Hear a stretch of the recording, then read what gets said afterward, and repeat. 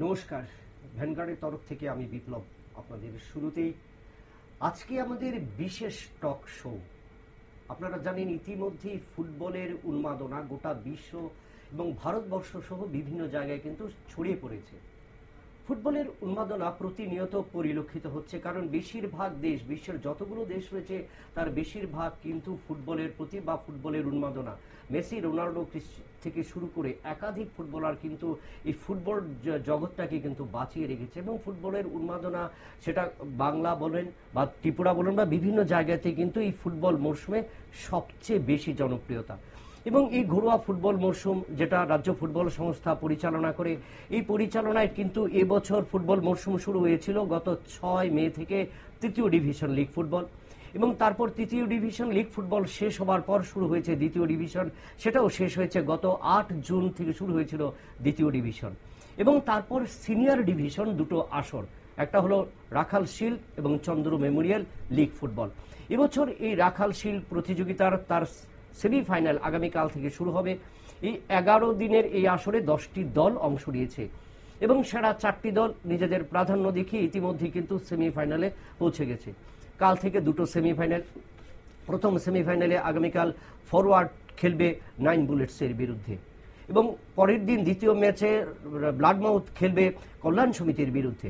কিন্তু এই ফুটবল ম্যাচে নামার আগে এবং সেমিফাইনালে নামার আগে কোন দুটি দল মূল পর্বে যাবে সেটা হলো রাজ্যের ফুটবল প্রেমীদের কাছে একটা বড় বিষয়, বড় চ্যালেঞ্জ। এবং ফুটবল উন্মাদনা প্রতিটি দলের মধ্যে কিরকম হবে শেষ 3টি ম্যাচ, দুটো সেমিফাইনাল এবং ফাইনাল ম্যাচ, সেই বিষয় নিয়ে আমাদের আজকের আলোচনা। আজকের বিষয় শিল্ডে কাদের পাল্লা ভারী। আবারও বলছি, শিল্ডে কাদের পাল্লা ভারী, অর্থাৎ কে জিতবে এবার এই রাখাল শিল্ড।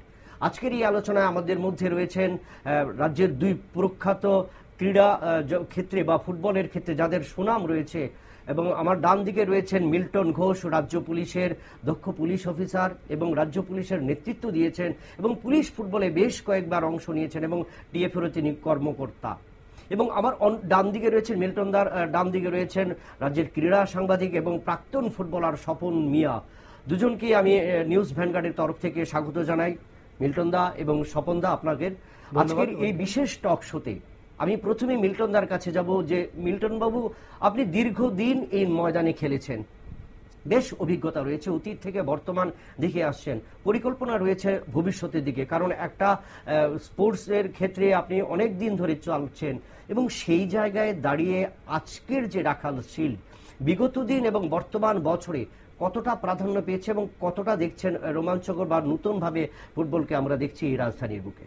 তো বিগত বছরের তুলনায় এবার রাখাল শিল্ড বিশেষ করে আগামী কাল এবং পরশু যে দুটো সেমিফাইনাল, এটা একটা বিশেষ মাত্রা পাবে। এর কারণ বেশ কিছু দুটো টিমে বেশ কিছু উঁচু মানের প্লেয়ার, আই লিগ, সিনিয়র সন্তোষ ট্রফিতে বিভিন্ন রাজ্যে প্রতিনিধিত্ব করেছে, এরকম প্লেয়ারও আছে যাদের কিছু ঝলক আমরা ওই 13 তারিখ দেখেছি, আগামীকালও দেখব। বেশ কিছু প্লেয়ার, 9 বুলেটকেও দেখেছি, 9 বুলেটও যথেষ্ট পাল্লাবাড়ি। তার মধ্যেও ফরওয়ার্ড ক্লাবকে দেখেছি, তারা এবার বাজিমাত করতে চাইছে। তো পাল্লা ভারী বলতে আমরা যেটা বলবো যে অতীতের যে ফুটবল খেলা ছিল সেখানে ছিল ঘাসের মাটিতে, বর্তমানে কৃত্রিম মাঠ। এবং আরেকটা পরিবর্তন আমরা দেখলাম, যেটা দিনের বেলায় হতো বর্তমানে নৈশালোকে হচ্ছে, সেখানেও একটা পার্থক্য পরিলক্ষিত হচ্ছে। কিরকম পার্থক্য আপনারা দেখছেন? দর্শকরা কিন্তু আনন্দ পায় রাত্রিতে, যারা অফিস যাত্রী, যারা সরকারি কর্মচারী, তারাও খেলার পরে আসে, যারা দিনমজুর কাজ করে ফুটবলের ভালোবাসে, যেমন আমার গ্রামের থেকে প্রচুর লোক এসছে পরশু দিন, তারাও আসে। রাত্রিতে একটা বাড়তি উন্মাদনা, এটা এ বিষয়ে কোনো সন্দেহ নেই। এবার স্বপনবাবু, আপনার কাছে জানতে চাইব, দীর্ঘদিন ফুটবল খেলেছেন, এখনো খেলে চলছেন, তার পাশাপাশি ধারাভাষ্যকার হিসেবে অনেকটি জায়গায় আপনি দেখেছেন বা ফুটবলের ডেভেলপড হয়েছে। আধুনিক ফুটবল যে জায়গায়, সেই জায়গায় দাঁড়িয়ে রাজধানীর ফুটবল কতটা ডেভেলপ করেছে এবং আগামী দিনের বা আগামী প্রজন্ম কিরকম দেখছে সেই ফুটবলটাকে?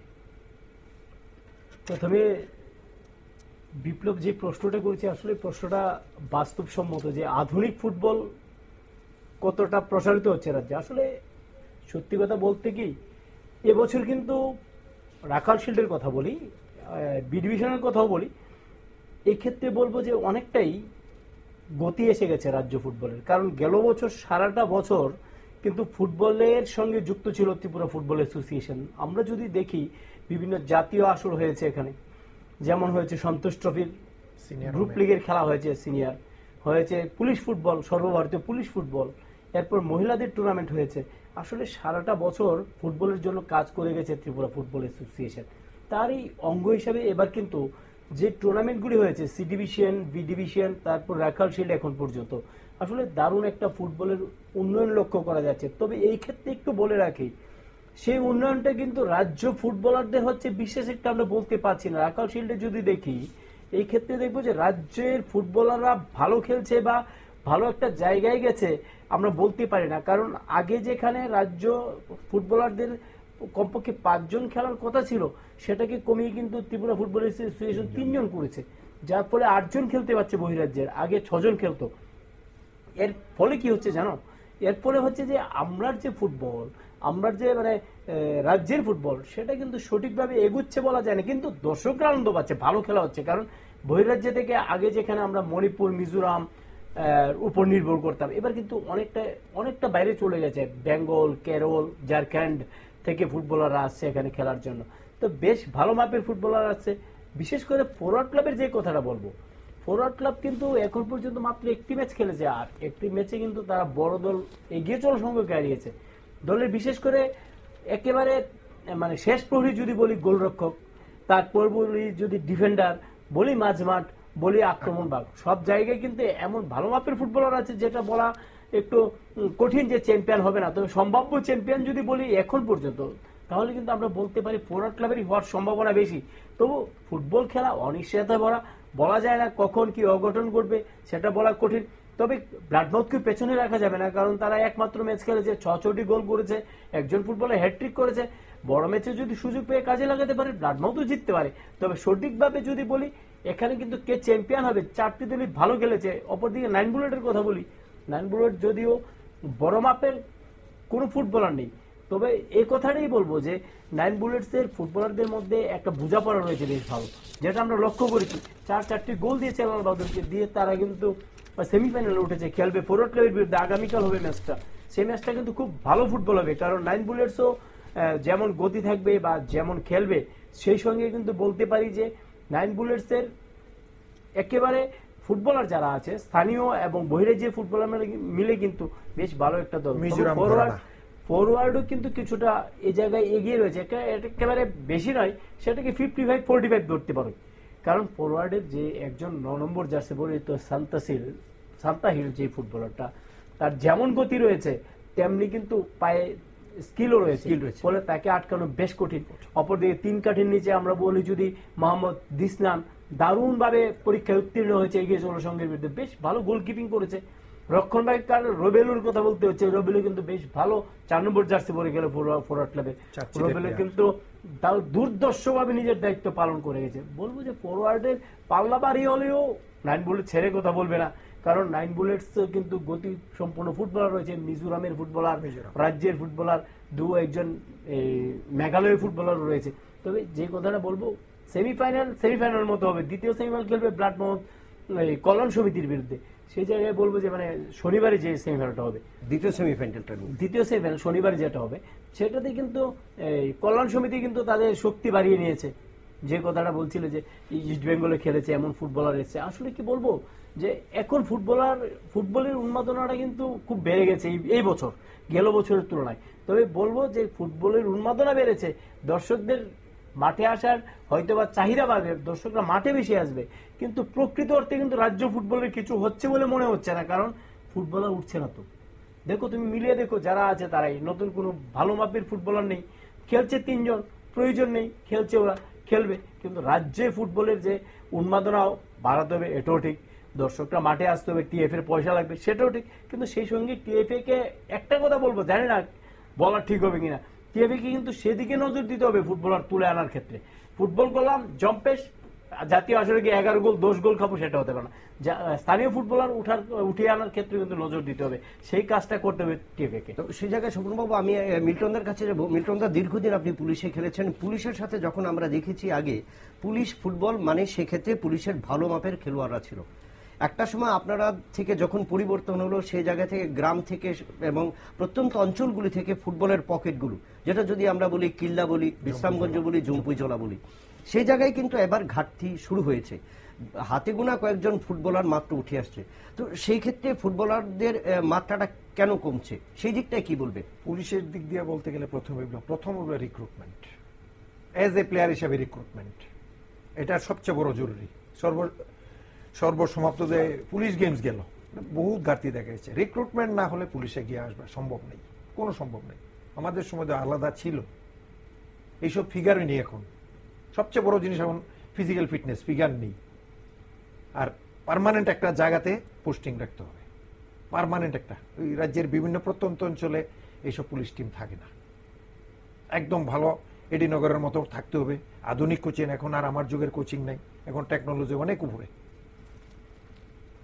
রিক্রুটমেন্ট প্রথম, পুলিশের রিক্রুটমেন্ট। পুলিশ রিক্রুটমেন্ট হলেই রাজ্য ফুটবল শক্তিশালী হবে।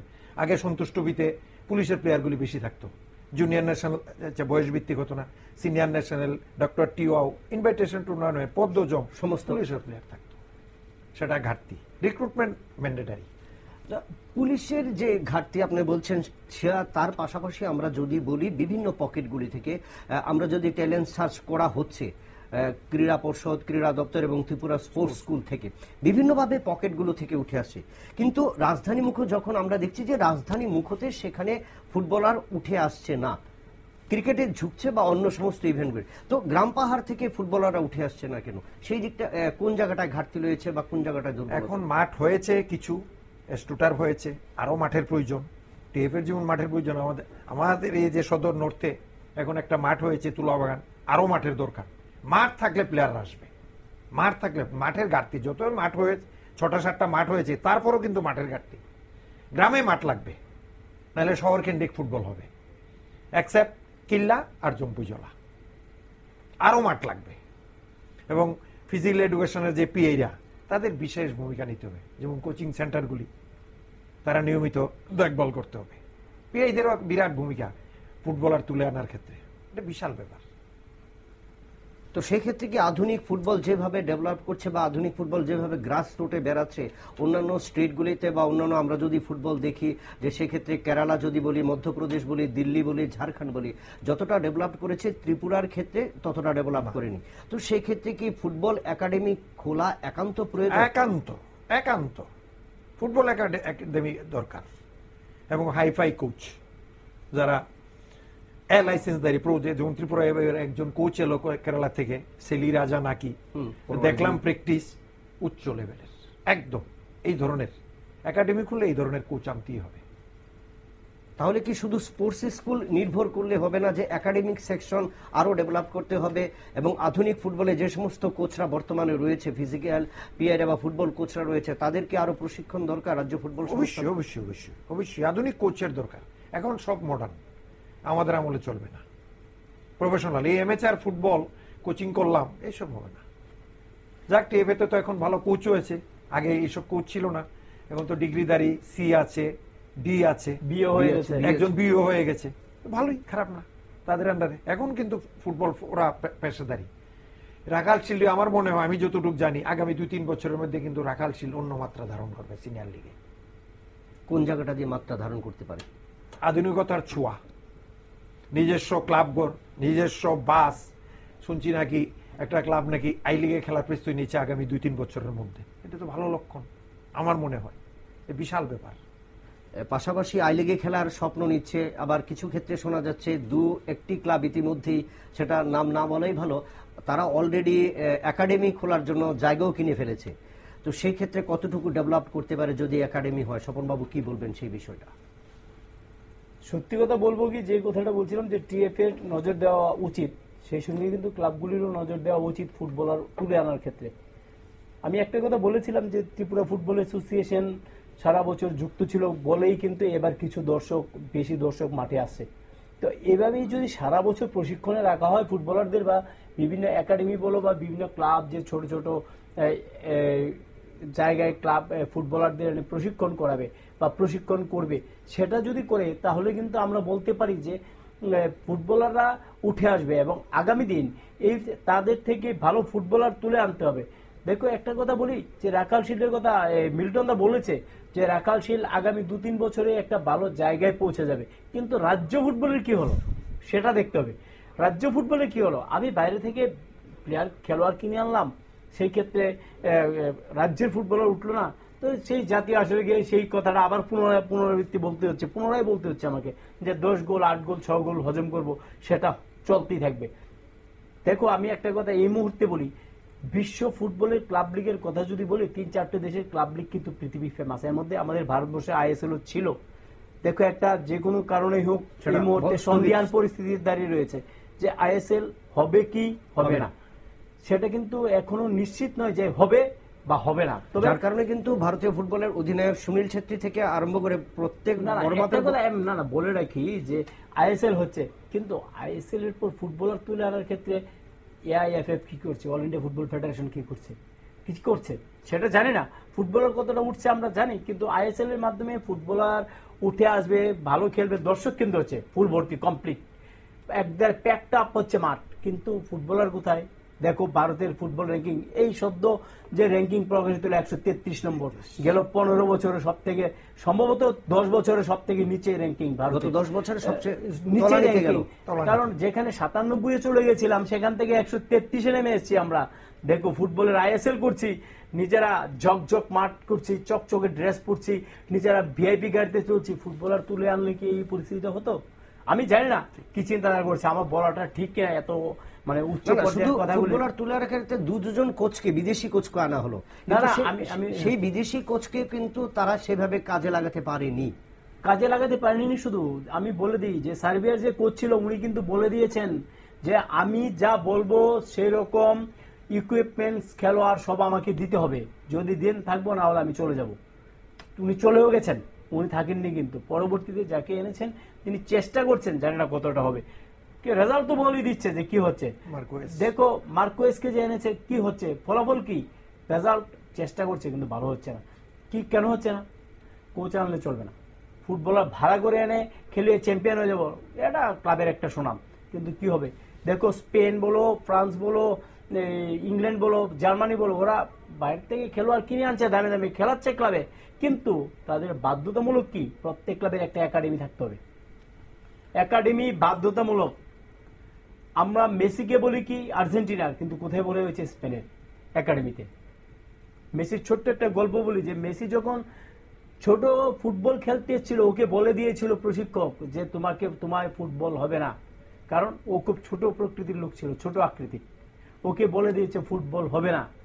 কিন্তু মেসি জেদ করে সেই একাডেমিতে, যে একাডেমিতে তাকে নেওয়া হয়েছে সেখানে ছিল, খেলেছে, বড় হয়েছে, খেলছে, আর বাকিটা তো সবাই জানে, বিশ্ব ফুটবলের খবর যারা রাখে সেটা সবাই জানার, আমার বলে লাভ নেই। তো বলি যে চেষ্টা থাকতে হবে। আমি আবার বলি মিল্টনদার কথা প্রসঙ্গে যে রাখাল শিল্ড আগামী 1-2 বছরের মধ্যে ভালো জায়গায় যাবে, কিন্তু আমরা কোথায় থাকবো? ঠিক আমি যে কথাটা বলি, আমরা কোথায় থাকবো? ফুটবল নিয়ে ত্রিপুরাবাসী কি বলবে সেটার দিকে নজর দিতে হবে। ফুটবলার ভাড়া করে আনবো, খেলবো, চ্যাম্পিয়ন হবো, ঠিক আছে, এটা হবে, কিন্তু পাশাপাশি নজর দিতে হবে স্থানীয় খেলোয়াড়দের। আর যে কথাটা বলেছে জম্পুই জেলা সুবুদ্ধদেব বর্মা ছিল, সুবুদ্ধদেব বর্মা তো আমি বলি রাজ্য ফুটবলের যে যত বড় প্রশিক্ষক হোক না কেন, সুবুদ্ধদেব বর্মার ছেলেদের নিয়ে রাজ্য ফুটবলের কোচরা কথা বলছেন। বলুন তো আপনি, যারা খেলার খবর আগে বলতে পারবেন যে স্পোর্টস স্কুল আজকে 5-7 বছর ধরে, বলুন তো কি রেজাল্ট? আগে যেখানে মনীন্দ্র ইন্ডিয়া খেলেছিল আন্ডার-13 আন্ডার-16, বাদল দেব বর্মা, মনীষ দেব বর্মা, ওরা ছিল, আজকে কোথায়? আজকে একজনও পাচ্ছে না, কেন?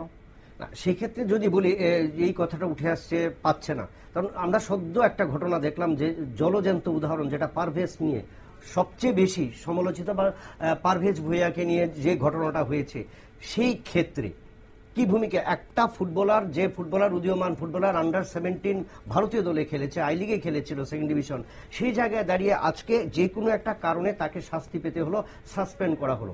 এই যে সাসপেন্ড ঘোষণা, এবং তার কারণে আগামী দিন ফুটবলাররা কতটুকু উজ্জীবিত হতে পারে বা কতটুকু ধাক্কা খাবে আগামী দিনে এই ফুটবল, কি মনে হয় ফুটবলের?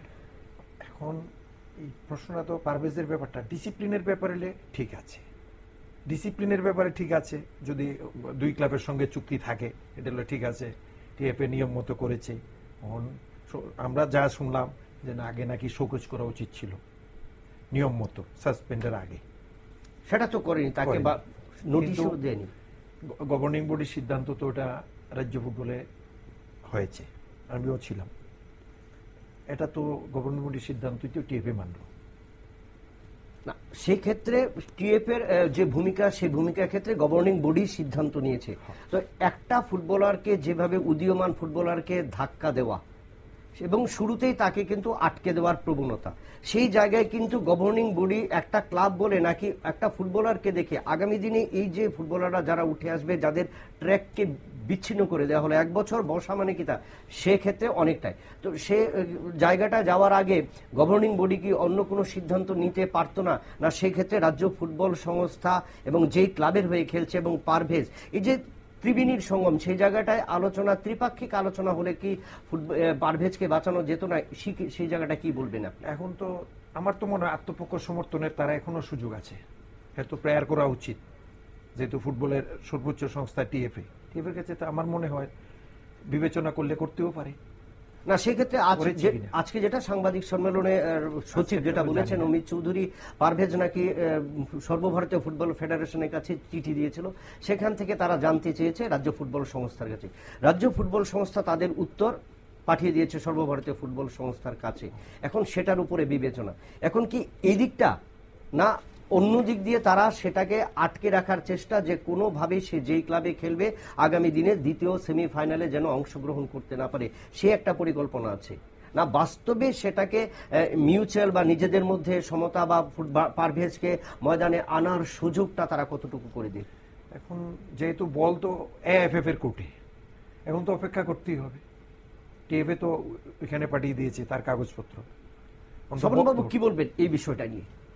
দেখো, প্রথমেই বলবো যে পারভেজের যে ঘটনাটা হয়েছে সেটা আসলে দুঃখজনক। একজন খেলোয়াড় হিসেবে, আমি যখন খেলোয়াড় ছিলাম, খেলতাম, তা পরবর্তী সময় সেটা নিশ্চয়ই জানো যে আমি ক্রীড়া সাংবাদিকও ছিলাম, আমি সবসময় খেলোয়াড়দের পক্ষেই কথা বলি। আমি পারভেজের বিরুদ্ধে যে সিদ্ধান্তটা নেওয়া হয়েছে, জানি না কিভাবে নেওয়া হয়েছে, নিয়ম মতোই হয়তো বা নিয়েছে টিএফএ, কিন্তু সেটা একজন খেলোয়াড় হিসেবে বা সাধারণ ফুটবল প্রেমী হিসেবে বলবো, সেটা একজন খেলোয়াড়ের পক্ষে দুঃখজনক ব্যাপার। সেটা যে কথাটা বললে যে সর্বভারতীয় ফুটবল ফেডারেশনে পারভেজ আবেদন করেছে, আবেদনের জন্য উত্তর চেয়েছে ত্রিপুরা ফুটবল অ্যাসোসিয়েশনের কাছে, সেটা নিয়ম। ত্রিপুরা ফুটবল অ্যাসোসিয়েশন যা বলবে সেটার বাইরে অল ইন্ডিয়া ফুটবল ফেডারেশন কোনো কথা বলবে না, কারণ ত্রিপুরা ফুটবল অ্যাসোসিয়েশন যা বলবে সেটা মেনে এই সিদ্ধান্ত নেবে Tripura all India football federation.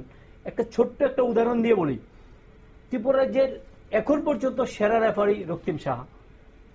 রক্তিম সাহার বিরুদ্ধে একটা শাস্তির ব্যবস্থা বা শাস্তির ঘোষণা করেছে ত্রিপুরা ফুটবল অ্যাসোসিয়েশন। কিভাবে হয়েছে সেটা পড়ে আসছে, করেছে। কিন্তু রক্তিম যখন জানতে চাইলো যে অল ইন্ডিয়া রেফারি অ্যাসোসিয়েশনের কাছে যে আমি তো জাতীয় স্তরে বাঁশি বাজাতে পারি, তখন সরাসরি জানিয়ে দিয়েছে যে স্থানীয় রেফারি অ্যাসোসিয়েশন যে সিদ্ধান্ত নেবে সেটাই আমরা গ্রহণ করব, সেটাই আমরা অ্যাকসেপ্ট করব। তাই রক্তিম কিন্তু পরবর্তী সময়ে কোনো বাঁশি বাজানোর সুযোগ পায়নি। তাহলে কি সেই কোপেও কি পারভেজ করেছে? একটু বলো, একটু কোপে না, অ্যাকচুয়ালি ঘটনা হচ্ছে ত্রিপুরা ফুটবল অ্যাসোসিয়েশন কি চাচ্ছে সেটার উপর নির্ভর করবে। যদি ত্রিপুরা ফুটবল অ্যাসোসিয়েশন যে কথাটা বললে, তিনজনের ত্রিপাক্ষিক আলোচনা বা দয়াসুলভ মনোভাব, আমি যা বুঝি আর কি ছোট্ট অভিজ্ঞতা থেকে, দয়াসুলভ মনোভাব, ত্রিপুরা ফুটবল অ্যাসোসিয়েশনের কর্মকর্তারা যদি মনে করেন যে শাস্তির মেয়াদ কমাতে পারে, যদি কমান, নিশ্চয়ই সেটা এআইএফএফ চিন্তা করবে। কারণ এআইএফএফ এর চিন্তা হচ্ছে যে কোনো একজন ফুটবলারও যেন ফুটবল খেলা থেকে কোনোভাবেই বঞ্চিত না হয়। আমি সেটা বলে দিলাম পরিষ্কার। আবার বলি, সর্বভারতীয় ফুটবল ফেডারেশনের কর্মকর্তাদের মূল চিন্তা হচ্ছে যে কোনো ফুটবলার, জাতীয় হোক, রাজ্যে হোক, যে কোনো জায়গায় শাস্তির কবলে পড়ে ফুটবল খেলা থেকে বঞ্চিত হবে, সেটা কখনো চায় না। যদি স্থানীয় ফুটবল অ্যাসোসিয়েশন সেই ক্ষেত্রে কোনো ধরনের মার্সি দেখায় বা দয়া দেখায়, তাহলে কিন্তু পারভেজের যে শাস্তি সেটা কিন্তু এআইএফএফ দেয়নি। দেখো, শাস্তিটা কিন্তু ঘোষণা করছে ত্রিপুরা ফুটবল অ্যাসোসিয়েশন। তাহলে কার উপর নির্ভর করছে? ত্রিপুরা ফুটবল অ্যাসোসিয়েশনের উপর। ত্রিপুরা ফুটবল অ্যাসোসিয়েশন যদি মনে করে যে শাস্তির প্রকোপ থেকে তাকে মুক্তি দেওয়া যাবে বা তাকে কিছুটা মুক্তি দিতে পারে বা কমাতে পারে, সেটা কিন্তু ফুটবল অ্যাসোসিয়েশনের উপর নির্ভর করছে। সেটা জোর গলায় বলতে পারি। অ্যাপিল করেছে, মানে আবেদন করেছে, সেই আবেদনে সাড়া দিয়ে যদি করে, নিশ্চয়ই কোনো ধরনের সুযোগ থাকলে সেটা করা উচিত। আমি মনে করি ব্যক্তিগতভাবে যে খেলোয়াড়দের জীবন নষ্ট করা কঠিন, কিন্তু একজন ফুটবলার তুলে আনা খুব আরো কঠিন। নষ্ট করা কঠিন, কিন্তু ফুটবলার তুলে আনা এত বেশি কঠিন, আরো কঠিন। তাহলে নিশ্চয়ই ত্রিপুরা ফুটবল অ্যাসোসিয়েশনের কাছে আমি একজন সাধারণ ক্রীড়া প্রেমী হিসেবে আবেদন অবশ্যই রাখবো যে খেলোয়াড়দের বিরুদ্ধে যে কোনো ধরনের শাস্তি যদি কোনো স্কোপ থাকে যে মুকুব করার, সেই বিষয়টা যেন অবশ্যই চিন্তা করেন। না, সেক্ষেত্রে আমি স্বপনবাবুর কাছে কথাটা যাব বা মিল্টনদার কাছে, যে আজকে সাংবাদিক সম্মেলনে অমিত চৌধুরী যে কথাটা বলেছেন, পারভেজ সর্বভারতীয় ফুটবল ফেডারেশনের কাছে আবেদন করেছে, সেই আবেদনের উত্তর তারা পাঠিয়ে দিয়েছে, সেটা বলেছেন অমিত চৌধুরী। কিন্তু শিল্ডের যে যিনি চেয়ারম্যান রয়েছেন বা যিনি সচিব রয়েছেন, যে আমাদের কনভেনার যিনি রয়েছেন, সেক্ষেত্রে কনভেনার বলেছেন ত্রিপাক্ষিক যদি আলোচনা সম্ভব হয়, সেক্ষেত্রে ক্লাব এবং রাজ্য ফুটবল সংস্থা এবং পারভেজ, এবং সেই জায়গায় যদি আলোচনা হয় তাহলে কিন্তু পারভেজের পক্ষে 1 বছর নয়, এই কয়েকদিনের মধ্যেই কিন্তু ময়দানে বা মাঠে ফিরে আসা কিন্তু সুযোগ রয়েছে। তাহলে দুটো জিনিস এখানে কিন্তু উঠে এলো। একটা হলো রাজ্য ফুটবল সংস্থার সম্পাদক একটা কথা বলছেন, এবং অন্যদিকে যে শিল্ডের যিনি চেয়ারম্যান রয়েছেন বা সচিব রয়েছেন, যে আমরা সেখানে কিন্তু উনার কথা দুটো ফারাক রয়েছে। তবে এই ফারাকের মাঝখানে কিন্তু একটা ফুটবলারের জীবন অনেকটাই নিশ্চিত হতে পারে, অনিশ্চয়তার মধ্যে থাকবে। মাঝখানে বলি যে তো সেক্ষেত্রে মিল্টন, আমি একটা জিনিস যাব, যে কথাটা আপনি স্বপনদা বলেছেন সঠিক কথা, যে যেহেতু সর্বভারতীয় ফুটবল ফেডারেশন কোনোদিন চায়নি বা চায় না, কারণ যেখান থেকে দেখছে যে ভারতীয় ফুটবল ক্রমান্বয়ে কিন্তু তলানিতে, সেই জায়গায় কোনোদিন চাইবে না কোনো একটা রাজ্যের বা কোনো একটা অঞ্চলের ফুটবলারের জীবন নষ্ট হোক। তো রাজ্য ফুটবলের সংস্থার কি সুযোগ আছে সেই জায়গায় যদি সর্বভারতীয় ফুটবল ফেডারেশন? আপনার মুখে শোনা ত্রিপাক্ষিক যদি কোনো সুযোগ থাকে তো হয়ে গেল, তো আর শাস্তি কোন ব্যাপার না। ত্রিপাক্ষিক আলোচনায় বসলে সুরাহা মিলতেও পারে, এটা ইতিবাচক দিক। যেহেতু আইনের কোর্টটা তো এখন all India football federation, AFF, AFF কি সিদ্ধান্ত নেয়, তারপরে যদি ক্লাব, টিএফএ বা ওই এই তিনজনের মধ্যে ত্রিভুজ, এই তারা যদি আলোচনার মধ্যে শেষ হয় হইতে পারে। না, সিদ্ধান্তটা তো পারভেজকে বাদ দেওয়ার ক্ষেত্রে গভর্নিং বডির সিদ্ধান্ত হয়েছে, তো সেটা পাঠানো হয়েছে। কিন্তু গভর্নিং বডি এই সিদ্ধান্ত নেওয়ার আগে ত্রিপাক্ষিক বৈঠক বা পরে যেটা উঠে আসছে, পারভেজ নিয়ে বর্তমানে সবচেয়ে বেশি সমালোচনার ঝড়, বা রাজ্য ফুটবলে অনেক পারভেজ ভক্ত যারা রয়েছে বা আগামী দিনে পারভেজকে নিয়ে যারা ভারতীয় ফুটবলের স্বপ্ন দেখত, আন্ডার 17 ফুটবলে ভারতীয় দলে যখন ট্রায়াল ডাক পেয়েছিল, সব প্রত্যেকেই স্বপ্ন দেখেছিল যে ভারতীয় ফুটবলে একজন স্থান পাবে ত্রিপুরা থেকে পারভেজ ভুইয়া। সেই জায়গায় স্বপনবাবু যেটা বলেছেন, রক্তিমের ক্ষেত্রে জাতীয় রেফারি, আমরা স্বপ্ন দেখতাম যে ত্রিপুরা থেকে একজন রেফারি ফিফা রেফারি র্যাঙ্কিং পাবে, সেই ক্ষেত্রে তাকে আটকে দেওয়া হলো। এবার দ্বিতীয় ক্ষেত্রে দেখলাম পারভেজ। এই যে মানে একের পর এক ঘটনা, তো সেই ক্ষেত্রে আগামী দিন ফুটবলটা কতটুকু আঘাত আনতে পারে নতুন প্রজন্মের কাছে? স্বপনবাবু, সরাসরি যদি বলি, কাজ করতে হবে সার্বিক উন্নয়নে। কারোর ব্যক্তিগত সিদ্ধান্ত, কারোর ব্যক্তিগত ইগো নিয়ে যদি কাজ করে, সেই ক্ষেত্রে কিন্তু ফুটবল এগুলো সম্ভব নয়। সার্বিক উন্নয়নের জন্য চিন্তা করতে হবে। ত্রিপুরা ফুটবল অ্যাসোসিয়েশনে ধরি, ত্রিপুরা ফুটবল অ্যাসোসিয়েশনের সচিব, ত্রিপুরা ফুটবলের অ্যাসোসিয়েশনের সর্বেসভা উনি যদি মনে করেন যে পারভেজ এই ব্যবহারটা করেছে, পারভেজকে আমি খেলতে দেবো না, এই নিয়ে কাজ করলে কিন্তু ফুটবল ধ্বংস হয়ে যাবে। চিন্তা করতে হবে, ঠিক আছে, আমার দিকটা আমি একটু অন্যভাবে চিন্তা করি, যে সবার জন্য, রাজ্যের জন্য চিন্তা করি, যে ফুটবলারদের সুযোগ দিলে, ফুটবলারকে যদি সুযোগ দেই, তাহলে রাজ্য ফুটবল কোথায় যাবে, রাজ্য ফুটবল এগোতে পারে কিনা। সার্বিক চিন্তাধারা নিয়ে এই কাজ করবে, নিশ্চয়ই করেন। তবে বলবো সেটাও দেখবেন, পারভেজের দিকটাও দেখবেন, যে সার্বিক মানে রাজ্য ফুটবলের দিকটা চিন্তা করবেন। কারণ পারভেজ এই মুহূর্তে বলা যায় রাজ্য ফুটবলের আইকন। পারভেজের মতো বড় জায়গায় এই মুহূর্তে কোনো ফুটবলার খেলে না, অর্থাৎ রাজ্যের মধ্যে আইকন বলতে আমরা পারভেজকেই বুঝবো। আর যে কথাটা সবার আগে আবার বলছি, ত্রিপুরা স্পোর্টস স্কুল নির্ভর রাজ্য ফুটবল ছিল, এখন কিন্তু হচ্ছে না, কারণ সেভাবে ফুটবলার স্পোর্টস স্কুল থেকে উঠে আসছে না। পানিসাগর, আগরতলা বাদারঘাট স্পোর্টস স্কুল, উঠে আসছে না। আমি তো বারবার বলছি, অতীতে যারা উঠে এসেছিল তারাই কিন্তু এখন নেতৃত্ব দিচ্ছে, বুড়ো হয়ে গেছে কিন্তু তারাই খেলছে। বাদল দেব বর্মা, রণেশ, রাজীব সাধন জমাতিয়া, দেখো রাজীব কি দুর্দর্শ ফুটবল খেললো, বয়স হয়ে গেছে, 9 বুলেটের মাঝে দুর্দর্শ ফুটবল খেললো। অ্যাকচুয়ালি স্পোর্টস স্কুলের যে সাপ্লাই লাইনটা এই মুহূর্তে কিছুটা নষ্ট হয়ে গেছে। আমি প্রসঙ্গক্রমে বলি যে স্পোর্টস স্কুল থেকে ফুটবলার তুলে আনার ক্ষেত্রে যারা বড় ভূমিকা নিয়েছিল, এখন ওনারা সেভাবে মাঠে, মনে হয় আমি ব্যক্তিগত হয়েছে, মাঠে কাজ করে না। কারণ করলে প্রতিনিয়ত যে ফুটবলটা উঠে আসতো সেটা কিন্তু হয় না। আমি যদি ভুল না করি যে 2000 সালে যখন প্রতিষ্ঠিত হয়েছিল স্পোর্টস স্কুল, অনেক স্বপ্ন ছিল, অনেক স্বপ্ন নিয়ে বড় হয়েছে, অনেক ফুটবলার উঠে এসেছে, অনেক খেলেছে। অনূর্ধ্ব 13, 14, 17, 16 বছরের ফুটবল ভারতীয় দল অনেক ফুটবলার খেলেছে। কিন্তু আরেকটা প্রশ্ন, এই মনিন্দ্র জমাতে কি হয়েছিল, এসএম কাপে সেরা ফুটবলার নির্বাচিত হয়েছিল, সে বছর রানার্স হয়েছিল ত্রিপুরা স্পোর্টস স্কুল 2005 সালে, যদি ভুল না করি। দেখো সেই যে তুলে আনা ফুটবল বা যে আন্তরিকতা বা মানসিকতা, আমার মনে কিছুটা ঘাটতি রয়েছে। না হলে কেন হবে? আমি যদি বলি প্রশিক্ষক মাঠে কাজ করবে, প্রশিক্ষক কি সে ম্যানেজমেন্টে থাকবে? প্রশিক্ষক যারা তারা মাঠে কাজ করবে, প্রশিক্ষকদের ম্যানেজমেন্টে আনলেই সমস্যা, যেটা রাজ্য ফুটবলে এই মুহূর্তে হচ্ছে। কারণ ম্যানেজমেন্টে যদি আমরা দেখি কাদের আনছে, প্রশিক্ষক যারা তাদেরকে দেখুক। আমি বলে দিই, টেকনিক্যাল কমিটিতে কারা আছেন, নিশ্চয়ই প্রশিক্ষক থাকবেন। কারা থাকবেন? যারা ফুটবলারের কারিগর তুলে আনছেন তারা থাকবেন, না সিনিয়র প্লেয়াররা থাকবেন। যারা এই মুহূর্তে প্রশিক্ষক বা শারী শিক্ষক হিসেবে কাজ করে তাদের রয়েছে 3 জনের কমিটি রয়েছে, রাজেশ রায় চৌধুরী, শুভেন্দু সিনহা আর ডিকে প্রধান। হ্যাঁ, ডিকে প্রধান হয়তো বা রিটায়ারমেন্টে চলে গেছেন, ওনাকে রাখতে পারেন।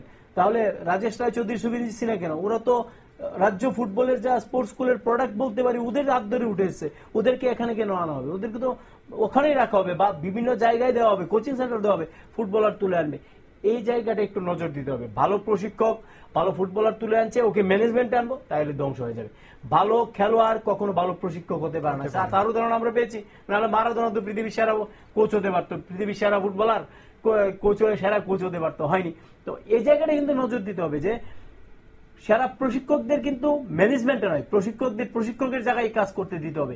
সেটার জন্য অবশ্যই ভালো কাজ করতে হবে এবং অবশ্যই নজর দিতে হবে। না হলে কিন্তু রাজ্য ফুটবলের, আমি আবার বলছি, রাজ্য ফুটবলে মাঠে দর্শক আসবে, ভালো ফুটবল খেলা দেখবে, রাখাল ফিল্ড ভর্তি হয়ে যাবে, টিএফএ পয়সা পাবে। রাজ্য ফুটবলে 11টা গোল খেয়েছে, সবাই জানে তো, জানো না? 11টা গোল, 7টা গোল, 5টা গোল, এবং গোল খেতেই থাকবে। কারণ ফুটবলার তুলে না আনে, আমি টাকা সংগ্রহ করলাম, এই করলাম, সেই করলাম, লাভ নেই তো। কিভাবে আমার নাম কে বলবে? ত্রিপুরায় গিয়ে খেলে এসেছি, চ্যাম্পিয়ন, একটা ভালো ফুটবলার বললো, তাতে কি হবে? ওদের মুখে মুখে হবে, যখন ফুটবল খেলে দেখ স্টেটের কি অবস্থা, পরিস্থিতি, রেজাল্ট দেখে বলে দেবে। তো এই জায়গায় কিন্তু আমরা অনেকটা পিছিয়ে রয়েছি। আমি আবার বলছি যে বহিরাজ্য থেকে ভালো ফুটবলার, বড় মাপের ফুটবলার নিশ্চয়ই আনবো আমরা, চ্যাম্পিয়ন হবো, ক্লাব চ্যাম্পিয়ন হবে, আনবে না কেন? কিন্তু ফুটবলার তুলে আনার ক্ষেত্রে টিএফএ কে নজর দিতে হবে। ক্লাব টিম করবে বড় বড়, টিএফএ বলবে আমাদের কৃতিত্ব, এটা হতে পারে না। ক্লাব করেছে, ক্লাবের দায়িত্ব, তাদের কাছে বড় বাজেট, তাদের বড় বাজেট, তাদের কৃতিত্ব। এটা টিএফএর কি কৃতিত্ব? একটা টুর্নামেন্ট হ্যাঁ পরিচালনা করে, এটাও একটা ব্যাপার আছে, দক্ষভাবে পরিচালনা করে। এই ক্ষেত্রে কিন্তু পরিচালনার ক্ষেত্রে কিন্তু একটা কথা বলতে হচ্ছে। দেখো, এই কথাটা বলি যে আমরা দেখেছি, যদি রাজ্যের কোনো মন্ত্রী বা বড় কেউ থাকেন, আত্মীয় স্বজন, ওনারা প্রেস বক্সে বসে বা ভিআইপি বক্সে শুধু অর্ডার দেন। এই ক্ষেত্রে বলুন, ত্রিপুরা রাজ্যের এই মুহূর্তে একজন পাগল ফুটবলার আছেন, প্রাক্তন, এবং এই মুহূর্তে মাঠে চলছেন। মুখ্যমন্ত্রীর ছোট ভাই হতে পারেন, কিন্তু মাঠে একেবারে সাধারণ লোকের মতো কাজ করছে। সেটার জন্য কিন্তু যার কথা বলতে হচ্ছে তপন শাহ কিন্তু মাঠের কাজটা করছে। টেকনিক্যাল দিকটা দেখার জন্য কিন্তু অন্য কমিটি রয়েছে, ওদের ওই কাজটা করতে হবে। আসলে তপনদা যেভাবে মাঠে কাজ করছেন যুগ্ম সচিব হিসেবে, অতীতে এমন কাউকে দেখিনি যে কোনো মন্ত্রী ভাই বা আত্মীয় স্বজন এইভাবে কাজ করেছেন। ভিআইপি বক্সে বসে হয়তো বা দূর থেকে সিদ্ধান্ত দিয়ে সাহায্য করেছেন, কিন্তু মাঠে নেমে কাজ করা, তপন শাহকে ধন্যবাদ জানাতে হচ্ছে। আসলে সেই জায়গাটা তো একটা বড় ব্যাপার যে ময়দানে কে নামবে এবং কে কাজ করবে। মিল্টন, একটা জিনিস যেটা স্বপনবাবু বারবার বলেছেন বা বলছেন, যে পারভেজের বিষয়টা নিয়ে আজকে যদি আমরা এতদিন নির্ভর ছিলাম মণিপুর এবং মিজোরাম বা নাগাল্যান্ড, এবছর কিন্তু কেরল, বেঙ্গল এবং মহারাষ্ট্র বা অন্য ঝাড়খণ্ড থেকে ফুটবলাররা এসেছে। সেই জায়গায় যদি পারভেজ ভুইয়া আজকে অংশ নিত, নিশ্চয়ই তার পারফরমেন্স ভারতের মধ্যে ছড়িয়ে পড়তো, এটা তো ঠিক। যে পারভেজ আজকে যদি মাঠে ময়দানে থাকতো, যে 1 বছর সাসপেন্ড না হলে বর্তমানে সে যেই ক্লাবে সই করেছে সেই ক্লাবের সাথে প্রতিনিধিত্ব করত, এবং সেখানে লড়াই হতো কাদের সাথে? কেরলের ফুটবলারদের সাথে, হতো ঝাড়খণ্ডের ফুটবলারের সাথে, হতো নাগাল্যান্ড এবং মিজোরাম। সেখানে কিন্তু রাজ্যের ফুটবলটা আরেকটু ডেভেলপ করতো, পারভেজকে অনুকরণ করতো নিউ জেনারেশন, নতুন প্রজন্ম। কিন্তু আমরা দেখলাম সেই জায়গায় পারভেজকে আটকে দেওয়া হলো। আপনি যে কথাটা বলেছেন যে ফুটবলার উঠে আসছে না পুলিশ থেকে, পুলিশে রিক্রুট হচ্ছে, বিভিন্ন রাজ্যের ফুটবলার আছে, কিন্তু তাদেরকে আমরা দেখলাম ইতিমধ্যেই খার্চি পুজোতে বেশ কিছু কয়েকজন ফুটবলারকে দেওয়া হলো, যাদের কিন্তু দেওয়া হয়েছে। সেখানে মহিলা ফুটবলার ছিল, শুধু আমি ফুটবলার বলবো না, অ্যাথলেট, রাজ্যভিত্তিক অ্যাথলেটিক্স প্রতিযোগিতার আগে 12 জন অ্যাথলেটকে কিন্তু বসিয়ে দেওয়া হলো সেই খার্চি পুজোর ডিউটিতে। সেই জায়গায় রাজ্য পুলিশ প্রশাসনেও কিন্তু একটা ধাক্কা দিচ্ছে, ফুটবলারকে তুলে আনার ক্ষেত্রে একটা বাধা দান করছে। কি মনে হয়? আপনি একজন পুলিশের প্রাক্তন দক্ষ অফিসার বা কর্মী ছিলেন। সবচেয়ে বড় জিনিস, পুলিশের যারা উচ্চ পদে থাকে, একদম সর্বোচ্চ পদে না, মাঝারি মানে, তারা ক্রীড়াপ্রেমী হইতে হইব, স্পোর্টস রে ভালোবাসতে হইব, স্পোর্টস রিলেটেড হইতে হইব। আমাদের সময় কিন্তু ছিল, এখনো আছে 1-2 জন, কিন্তু এখন সমস্যায় যে লিয়েন ফিয়েন নিয়ে কিছু সমস্যা হচ্ছে, ও ওকে ধাক্কা দিচ্ছে, ওকে অনেক প্লেয়ার পাচ্ছে না লিয়েন, এটা তো ঠিক না। প্লেয়ার খেললে তো পুলিশের ভালো, যে লিয়েন পোতাটাতে ক্লাবে খেলে পুলিশের প্লেয়ার, পুলিশের ভালো তো এটা। আমি আজকেও শুনলাম 1-2 জনে আটকে দিচ্ছে, এটা তো ঠিক না। পুলিশ অফিসাররা ক্রীড়াপ্রেমী হতে হবে, এ ব্যাপারে কোনো সন্দেহ নেই। তাইলেই পুলিশ টিএফেরও লাভ, রাজ্যেরও লাভ।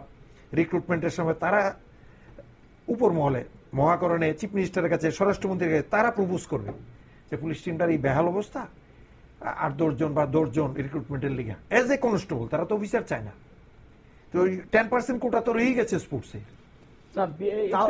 তাহলে স্বপনবাবু একটা কথা, মিল্টন দা যে কথাটা বলেছে, পুলিশের রিক্রুটের ক্ষেত্রে মাঝারি তলার জায়গাটা একটু মজবুত করতে হবে। আমি যদি বলি স্পোর্টস স্কুল থেকে যারা ডেভেলপ করে আছে, আমাদের ভারত সেরা ত্রিপুরা স্পোর্টস স্কুল, সেখান থেকে যারা পুলিশের চাকরি পাচ্ছে তারা কি রাজ্যের গর্ব, দেশের গর্ব, অ্যাথলেট বলুন, ফুটবলার বলুন। কিন্তু তারা যখন পুলিশের চাকরি পাচ্ছে তাদেরকে ডিউটিতে দেওয়া হচ্ছে। সেই জায়গায় কিন্তু ফুটবলের যে ডেভেলপ করার ক্ষেত্রে বা পুলিশের যেখানে ফুটবলারটা উঠে আসছে, আগামী দিন তাকে অনুসরণ করবে তার পরিবার বা তার এলাকার লোক, সেখানে কিন্তু আটকে দেওয়া হচ্ছে। তাহলে পুলিশও কিন্তু একটা জিনিস চাইছে না রাজ্যের ফুটবলে ডেভেলপ হোক, সেটা কিন্তু পরিষ্কার হয়ে গেল।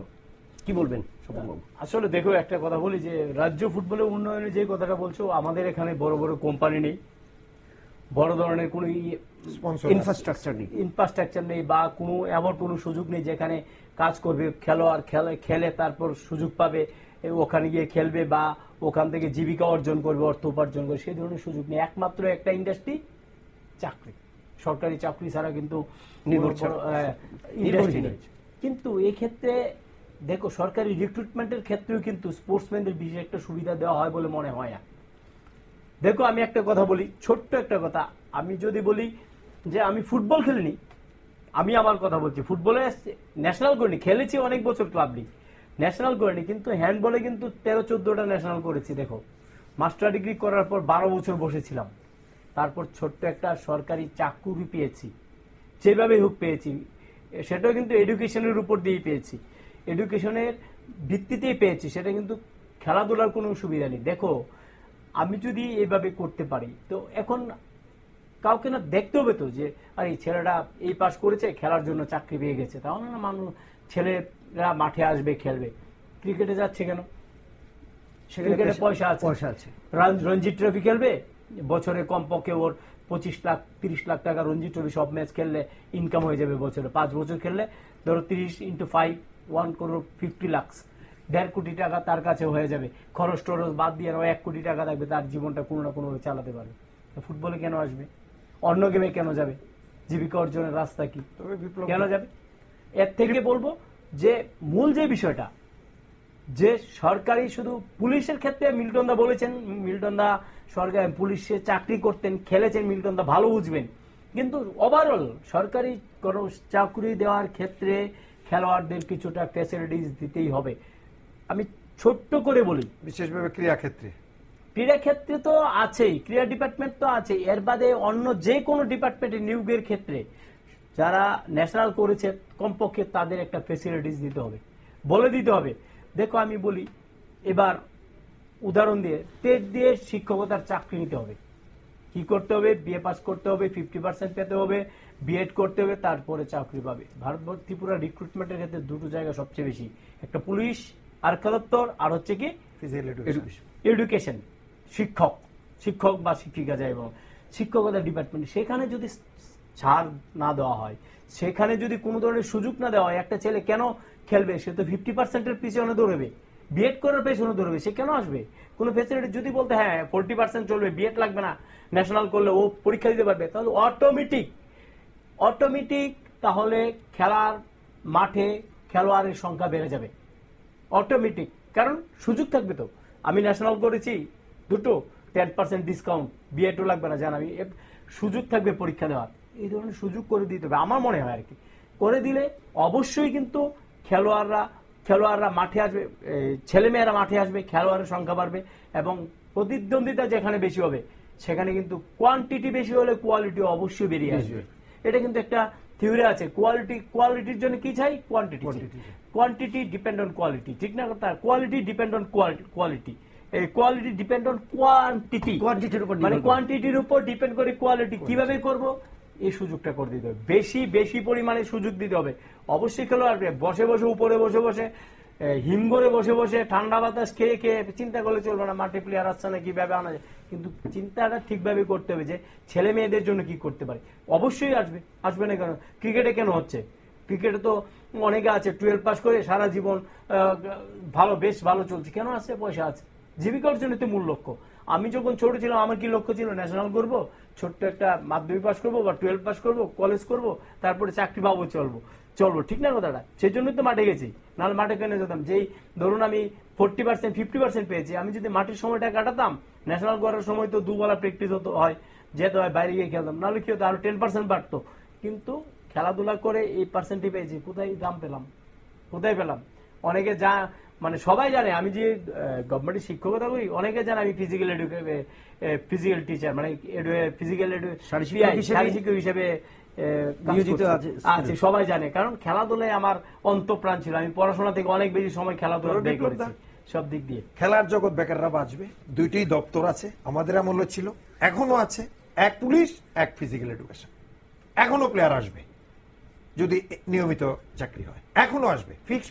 পরিকাঠামো যে দিকটা রয়েছে সেই পরিকাঠামোর দিকটাকে একটু চেঞ্জ করতে হবে। আমাদের নীতিগত বা যে কোনো রাজনৈতিক দল বলুন, সেটা এই রাজনৈতিক দলগুলোর যে একটা নীতি রয়েছে সেই নীতিটা থেকে তাদেরকে পরিবর্তন করতে হবে।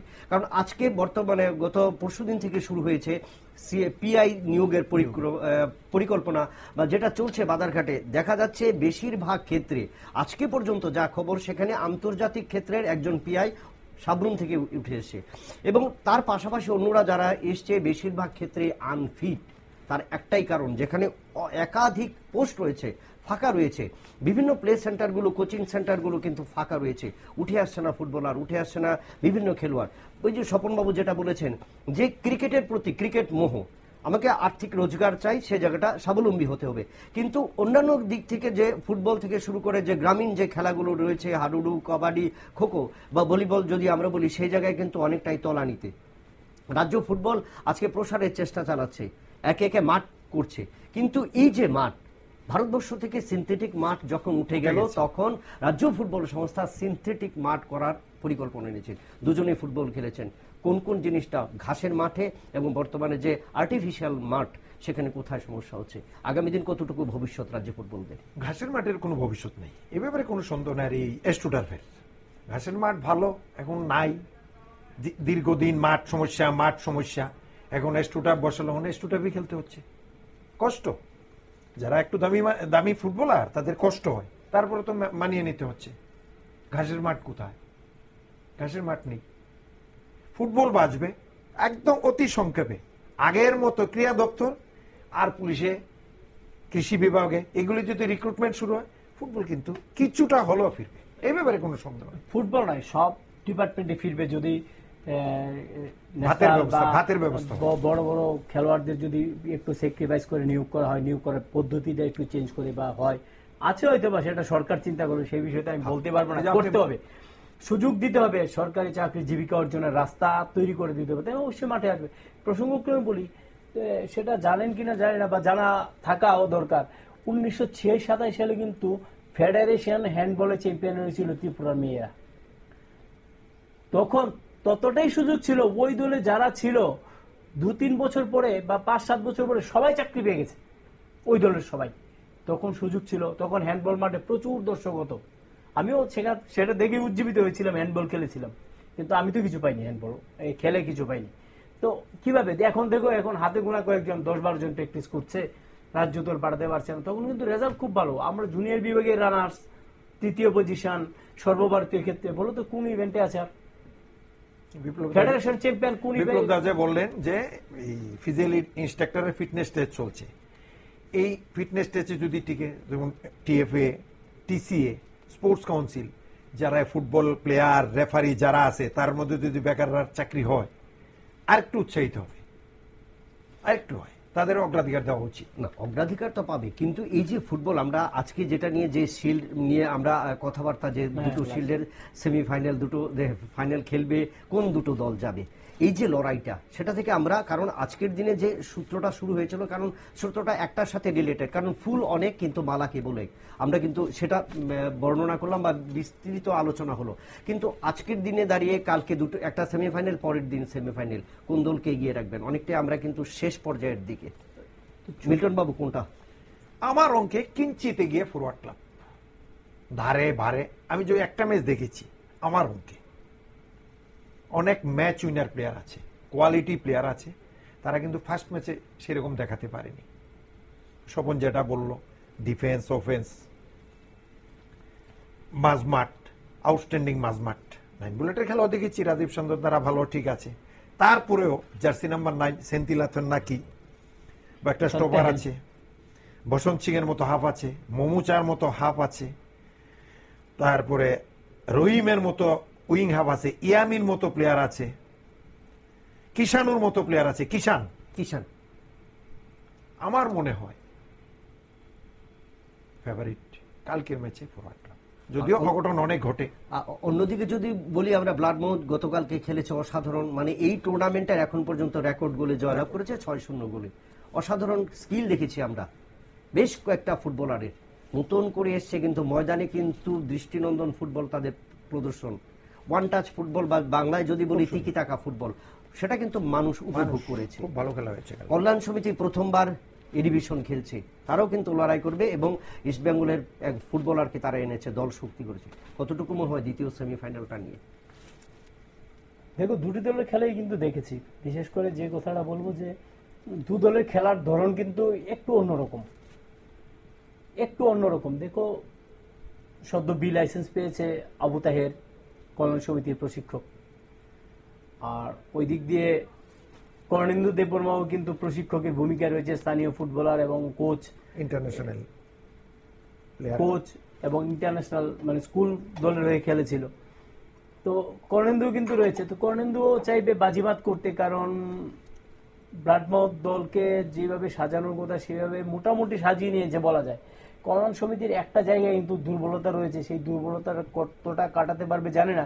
গোল করার লোকের অভাব রয়েছে কিন্তু তাদের। ম্যাচে দেখলাম রামকৃষ্ণের বিরুদ্ধে যেভাবে সুযোগ পেয়ে মিস করেছে, শেষ পর্যন্ত জয় পেয়েছে সেটা আলাদা কথা, কিন্তু গোল করার লোকের অভাব রয়েছে। আর রক্ষণভাগটা কিন্তু বেশ ভালো মনে হচ্ছে। তো ব্লাডমাউথকে ফেভারিট বলা যায়। অ্যাকচুয়ালি দুটি দল ফাইনালে খেলবে, যদি দুটি সেমিফাইনাল আগে বলি, ব্লাডমাউথ আর ফরওয়ার্ড ক্লাব ফাইনাল হচ্ছে, সেটা বলতে পারি। তবে অনিশ্চয়তা ভরা ফুটবল, যে কোনো অঘটন ঘটতে পারে, ব্লাডমাউথও হারতে পারে, ফরওয়ার্ড ক্লাবও হারতে পারে। কিন্তু এখন পর্যন্ত খেলা দেখে যা শক্তির বিচার বা পরিকল্পনা বা দলের যা শক্তি বা গোল করার যা দক্ষতা, সব জায়গায় বিচার বিবেচনা করে বলা যায় যে ব্লাডমাউথ আর ফরওয়ার্ড ক্লাবই ফাইনাল খেলবে। আর যদি বলে রাখি যে ব্লাডমাউথ এবং ফরওয়ার্ড ক্লাবের রাখাল শিল্ডের ফাইনাল হয়, তাহলে ত্রিপুরার যে কিন্তু ফুটবলের উন্মাদনাটা অনেক উপরে চলে যাবে।